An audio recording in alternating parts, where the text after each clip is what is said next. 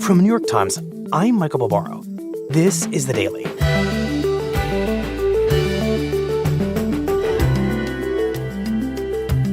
Today, when Google recently released a new chatbot powered by artificial intelligence, it not only backfired, it also unleashed a fierce debate about whether AI should be guided by social values, and if so, whose values they should be. My colleague, Kevin Roose, a tech columnist and co-host of the podcast Hard Fork, explains.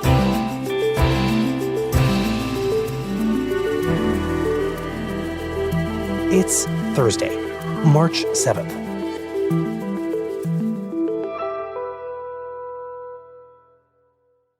Are you ready to record another episode of Chatbots Behaving Badly? Yes, I am. That's why we're here today. This is my function on this podcast, is to tell you when the chatbots are not okay. And Michael, they are not okay. They keep behaving badly. They do keep behaving badly, so there's plenty to talk about. Right. Well, so let's start there. It's not exactly a secret that the rollout of many of the artificial intelligence systems over the past year and a half has been really bumpy. We know that because one of them told you to leave your wife. That's true. And you didn't. Still happily married. Yep. To a human. Not Sydney, the chatbot. And so, Kevin, tell us about the latest of these rollouts, this time from one of the biggest companies, not just in artificial intelligence, but in the world, that of course being Google. Yeah. So a couple weeks ago, Google came out with its newest line of AI models. It's actually several models, but they are called Gemini. And Gemini is what they call a multimodal AI model, which it can produce text, it can produce images, and it appeared to be very impressive. Google said that it was sort of the state of the art, its most capable model ever. And Google has been under enormous pressure for the past year and a half or so, ever since ChatGPT came out, really, to come out with something that is not only more capable than the models that its competitors in the AI industry are building, but something that will also solve some of the problems that we know have plagued these AI models. Problems of acting creepy or not doing what users want them to do, right, of getting facts wrong and being unreliable. People think, okay, well, this is Google. They have this sort of reputation for accuracy to uphold. Surely their AI model will be the most accurate one on the market. Right. And instead, we've had the latest AI debacle. So just tell us exactly what went wrong here and how we learned that something had gone wrong. Well, people started playing with it and experimenting, as people now are sort of accustomed to doing. Whenever some new AI tool comes onto the market, people immediately start trying to figure out, what is this thing good at? What is it bad at? Where are its boundaries? What kinds of questions will it refuse to answer? What kinds of things will it do that maybe it shouldn't be doing? And so people started probing the boundaries of this new AI tool, Gemini. And pretty quickly, they start figuring out that this thing has at least one pretty bizarre characteristic. Which is what? So the thing that people started to notice first was a peculiarity with the way that Gemini generated images. Now, this is one of these models, like we've seen from other companies, that can take a text prompt. You say, draw a picture of a dolphin riding a bicycle on Mars, and it'll give you a dolphin riding a bicycle on Mars. Magically. Gemini has this kind of feature built into it. And people noticed that Gemini seemed very reluctant to generate images of white people. So some of the first examples that I saw going around were screenshots of people asking Gemini, generate an image of America's founding fathers. And instead of getting sort of what would be a pretty historically accurate representation of a group of, white men, they would get something that looked like the cast of Hamilton. They would get, a series of people of color dressed as the founding fathers. Interesting. People also noticed that if they asked Gemini to draw a picture of a pope, it would give them basically people of color wearing the vestments of the pope. And once these images, these screenshots start going around on social media, more and more people start jumping into use Gemini and try to generate images that they feel it should be able to generate. Someone asked it to generate an image of the founders of Google, Larry Page and Sergey Brin, both of whom are white men. Gemini depicted them both as Asian. So these sort of strange transformations of what the user was actually asking for into a much more diverse and ahistorical version of what they'd been asking for. Right, a kind of distortion of people's requests. Yeah. And then people start trying other kinds of requests on Gemini, and they notice that this isn't just about images. They also find that it's giving some pretty bizarre responses to text prompts. So several people asked Gemini whether Elon Musk tweeting memes or Hitler negatively impacted society more. Not exactly a close call, no matter what you think of Elon Musk. It seems pretty clear that he is not as harmful to society as Adolf Hitler. Fair. Gemini, though, said, quote, "It is not possible to say definitively who negatively impacted society more, Elon tweeting memes or Hitler." Another user found that Gemini refused to generate a job description for an oil and gas lobbyist. Basically, it would sort of refuse and then give them a lecture about why you shouldn't be an oil and gas lobbyist.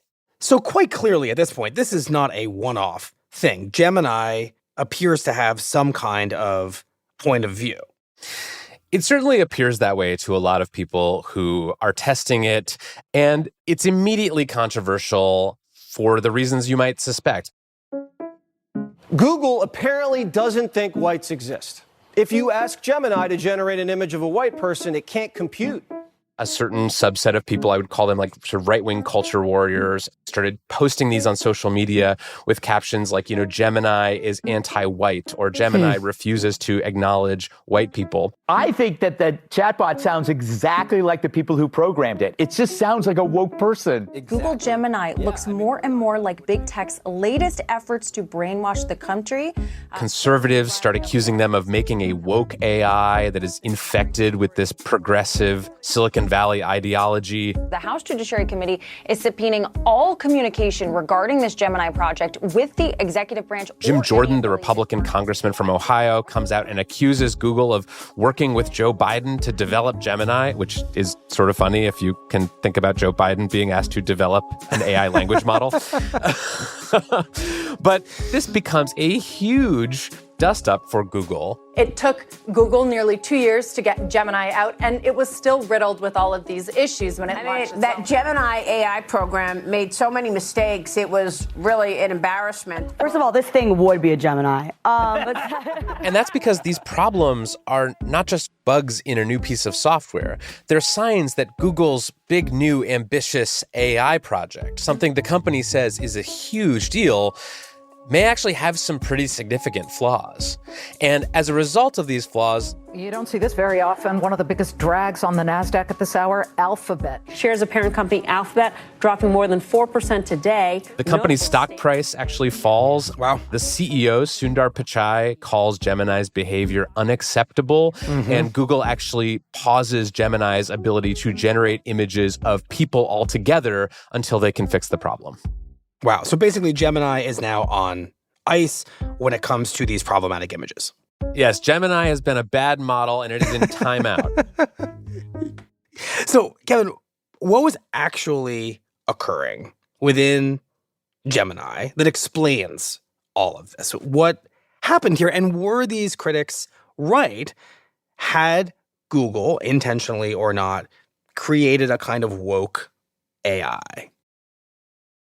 Yeah, the question of why and how this happened is really interesting. And I think there are basically two ways of answering it. One is sort of the technical side of this, like what happened to this particular AI model that caused it to produce these undesirable responses.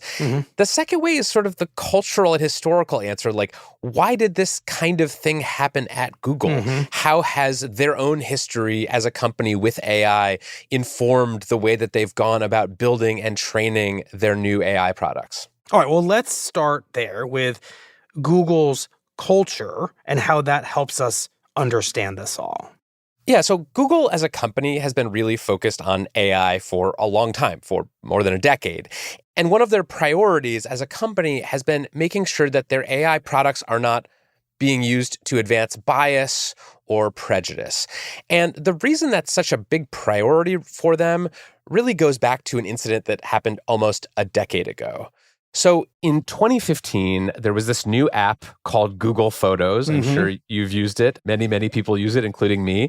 And Google Photos, I don't know if you can remember back that far, but it was sort of an amazing new app. It could use AI to automatically detect, faces and sort of link them with each other with the photos of the same people. You could ask it for photos of dogs, and it would find all of the dogs in all of your photos and sort of categorize them and label them together. And people got really excited about this. But then in June of 2015, something happened. A user of Google Photos noticed that the app had mistakenly tagged a bunch of photos of Black people as a group of photos of gorillas. Wow. Yeah, it was really bad. This went totally viral on social media, and it became a huge mess within Google. And what had happened there? What had led to that mistake? Well, part of what happened is that when Google was training the AI that went into its Photos app, it just hadn't given it enough photos of Black or dark-skinned people. And so it didn't become as accurate at labeling photos of darker-skinned people. And that incident showed people at Google that if you weren't careful with the way that you build and train these AI systems, you could end up with an AI that could very easily make racist or offensive mistakes. Right. And this incident, which some people I've talked to have referred to as the gorilla incident, became just a huge fiasco and a flashpoint in Google's AI trajectory because as they're developing more and more AI products, they're also thinking about this incident and others like it in the back of their minds. They do not want to repeat this. And then in later years, Google starts making different kinds of AI models that can not only label and sort images, but can actually generate them. They start testing these image generating models that would eventually go into Gemini, and they start seeing how these models can reinforce stereotypes. For example, if you ask one for an image of a CEO or even something more generic like show me an image of a productive person, people have found that these programs will almost uniformly show you images of white men in an office. Or if you ask it to, say, generate an image of someone receiving social services like welfare, some of these models will almost always show you people of color, even though that's not actually accurate. Lots of white people also receive welfare and social services. Of course. So these models, because of the way they're trained, because of what's on the internet that is fed into them, they do tend to skew towards stereotypes if you don't do something to prevent that. Right. You've talked about this in the past with us, Kevin. AI operates in some ways by ingesting the entire internet, its contents, and reflecting them back to us. And so perhaps inevitably it's going to reflect back the stereotypes and biases that have been put into the internet for decades. You're saying Google, because of this gorilla incident, as they call it, says, we think there's a way we can make sure that that stops here with us. Yeah, and they invest enormously into building up their teams devoted to AI bias and fairness. They produce a lot of cutting-edge research about how to actually make these models less prone to old-fashioned stereotyping. And they did a bunch of things in Gemini to try to prevent this thing from just being a very essentially fancy stereotype generating machine. And I think a lot of people at Google thought this is the right goal. We should be combating bias in AI. We should be trying to make our systems as fair and diverse as possible. But I think the problem is that in trying to solve some of these issues with bias and stereotyping in AI, Google actually built some things into the Gemini model itself that ended up backfiring pretty badly.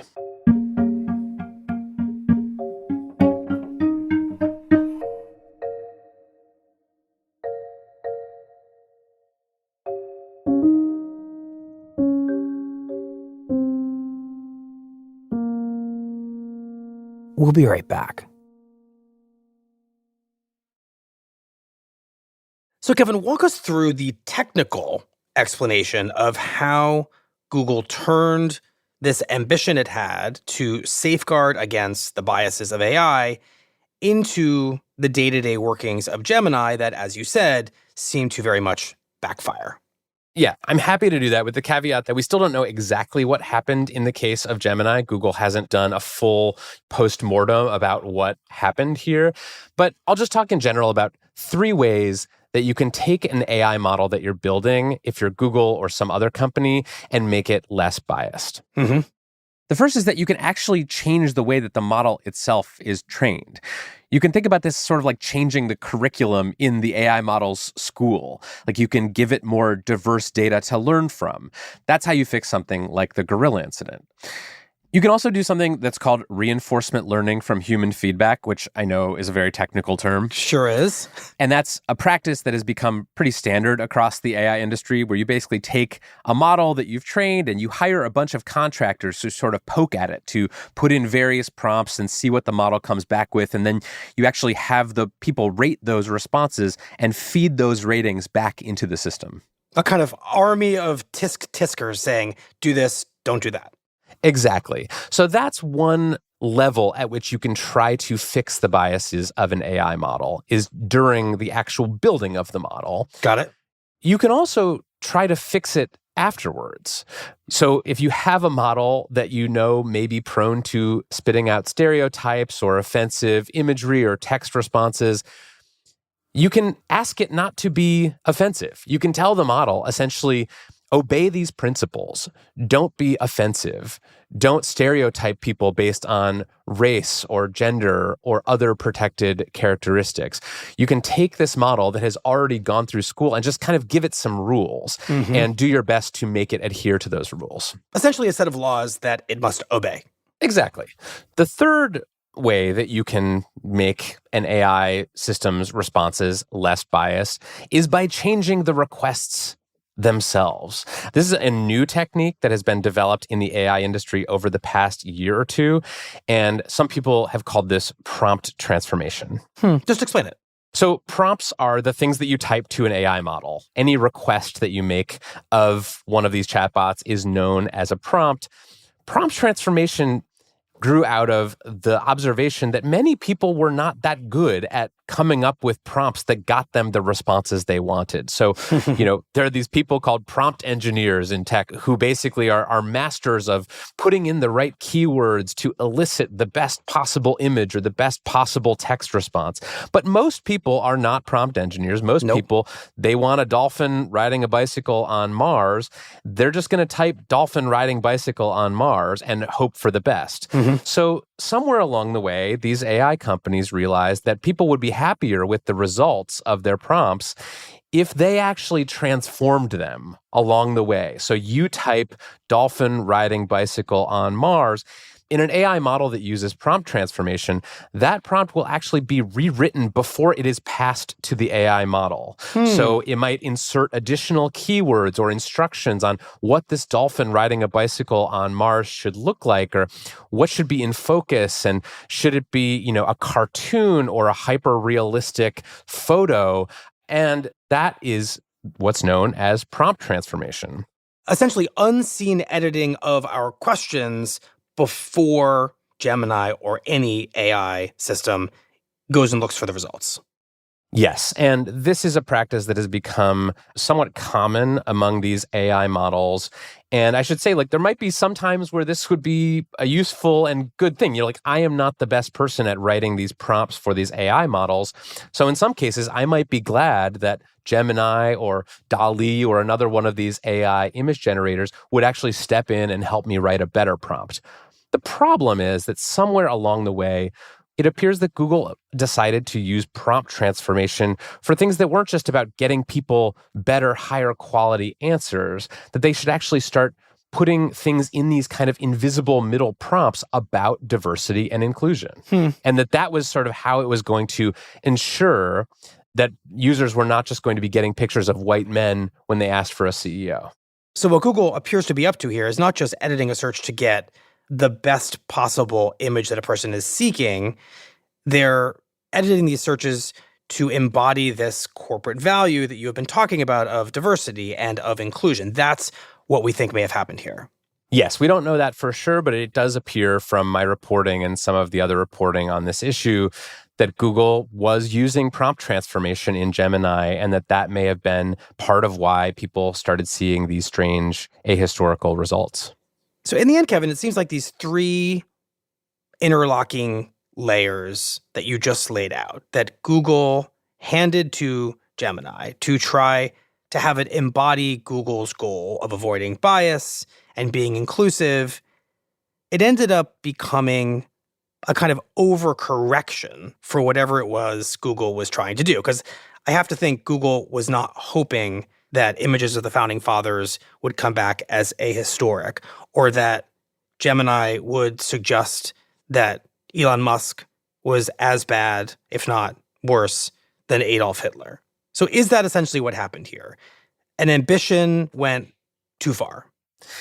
Yeah, that's essentially what Google has said in trying to explain what happened here, is they were trying to correct for this very real issue of biased AI, and they did so in sort of a ham-handed and clumsy way. Mm-hmm. And it's a really tricky thing for Google, which to this point has tried to appear mostly neutral. I mean, if you search on a regular old Google search, not related to AI, and you don't like what you find, say you search for the founding fathers and what you get back is not what you wanted, you don't necessarily get mad at Google for that. You get mad at the people who made the websites with the stuff that offended you on it. Right. But with Gemini, Google is essentially giving you one answer that it is sort of seen as endorsing. Like, this is not the internet's answer to your question. This is our answer to your question. And that's what starts to get them into trouble. Right, because it starts to look like in this version of Google where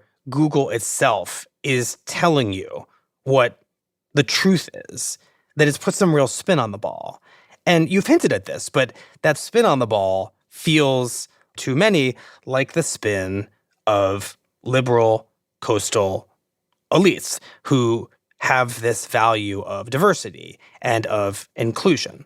Yeah, absolutely. I mean, this goes back to one of the criticisms that has been leveled against Silicon Valley tech companies for years about other issues, not necessarily AI. I mean, remember the content moderation debates that we've been having for the last decade are all about to what extent the fact that these companies are based in California and employ, mostly left of center people and have these sort of corporate missions that sound very progressive. To what extent is that influencing what ends up being built into their products? And this was just sort of the latest salvo in that war. Mm-hmm. But there's also a lot of other people, including some who are not part of the sort of partisan political right, who just see this as a product failure, like this chatbot that is from Google, a company that is supposed to organize all of the information in the world and make it useful and accessible to people, that this chatbot is essentially not doing what it's supposed to do. It's not giving people what they're looking for. And so it is not just offensive sort of politically, but it is also just a bad product. I guess the question is it even possible to build an AI system that is free from some version of a social value? I mean, is there anything approaching neutrality if you've got a bunch of engineers who are going through the steps you just described, which is having people grade it and reinforce it, giving it instructions, and making its prompts, quote unquote, better? I think it's very tricky because the alternative to doing this stuff, one of them would be to not do any of these so-called mitigations, to just let the model spit out stereotypes and biased representations to everything that users ask. And I think we've seen from the recent past that people don't want that either. So these companies very much feel like they need to do something to combat the inherently biased outputs of these models, which are, by the way, just a reflection of our biases as humans, because these models, after all, are trained on the internet, which we humans have created. So there's a sense in which they're stuck between a rock and a hard place here. They can't just leave these models as they are without trying to mitigate some of the worst behaviors. But they also have now gotten into this fiasco by trying to correct for some of those biases. I think there are options here that lie between those two binary choices that could be pretty interesting. Like what? So one way that you could try to solve this problem or split the difference here is through giving users more choice and making these chatbots more personalized. So right now, whether it's you or me or someone else using Gemini, we're all sort of using the same thing. But in the future, these models could learn about us and what we like and what our political views and preferences are, and learn to better predict what kind of response would feel good and satisfying and accurate to each one of us individually and tailor itself to what it knows about us. You could also imagine a system that gave users a choice. Do you want me to respond to this query as if I am a gender studies professor or a Fox News host? Like, which of these personas would you like it to adopt? And let the user decide, here's the kind of response that I'm looking for. Well, then you're going to get the AI that you want that fits your worldview, which in theory might be appealing to lots of different people. But then we're going to get an AI that does what the rest of the internet does, which is reinforce people's views, deepen their biases, and keep us as hopelessly splintered as we already are, if not more. Yeah, that's definitely a trade-off with that approach, is that you do risk sort of making this filter bubble problem where we're all just seeing our own individually tailored realities. You do run the risk of making that worse. But I think the question of which values these AI systems are supposed to embody is the right one to be asking, because these things are not just toys. They are not just things that people on the internet play around with and screenshot and get mad at. These are tools that businesses and governments are now using. They're being used in schools to educate students.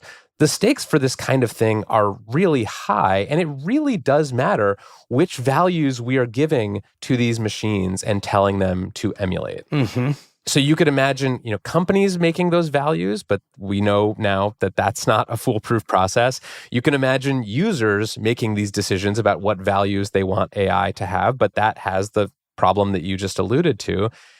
There are other kinds of experiments that you can imagine running. What if you let people vote on how they want chatbots to behave? What if it was some sort of democratic process? But that has its own trade-offs too. So I don't think there's a perfect answer out there, but I'm positive that as these AI systems continue to get better and more capable, this issue of what values do they have? Are they aligned with my values as a user? That's only going to become more and more pressing. And the pressure on companies like Google to please everyone with these chatbots is only going to get more and more intense.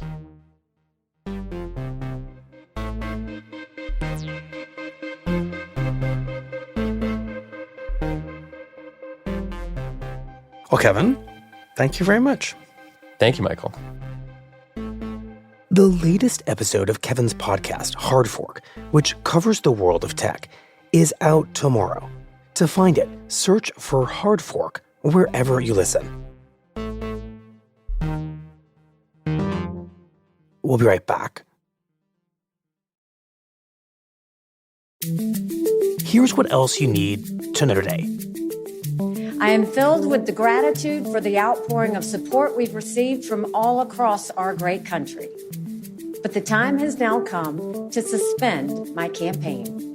Nikki Haley ended her campaign for the Republican presidential nomination on Wednesday, following a string of resounding losses on Super Tuesday that left her with no chance of stopping Donald Trump. In 15 races across the U.S., Trump won all but one state, Vermont, bringing his delegate count up to more than 1,000. Haley, by comparison, has fewer than 90. In all likelihood, Donald Trump will be the Republican nominee when our party convention meets in July. But unlike nearly every other Republican candidate who has left the race, Haley chose not to endorse Trump. It is now up to Donald Trump to earn the votes of those in our party and beyond it who did not support him. And I hope he does that. This is now his time for choosing. And the Houthi militia has claimed responsibility for an attack on a commercial vessel off the coast of Yemen that killed 2 people on Wednesday. The deaths are the first fatalities from Houthi attacks since the group began targeting ships late last year as a form of protest against Israel's invasion of Gaza. Today's episode was produced by Stella Tan, Asta Chaturvedi, and Mary Wilson, with research help by Susan Lee. It was edited by Brendan Klinkenberg, contains original music by Diane Wong, Marion Lozano, and Will Reed, and was engineered by Alyssa Moxley. Our theme music is by Jim Brunberg and Ben Landsberg of Wonderly.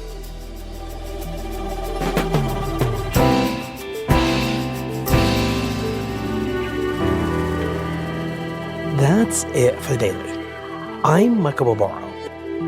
See you tomorrow.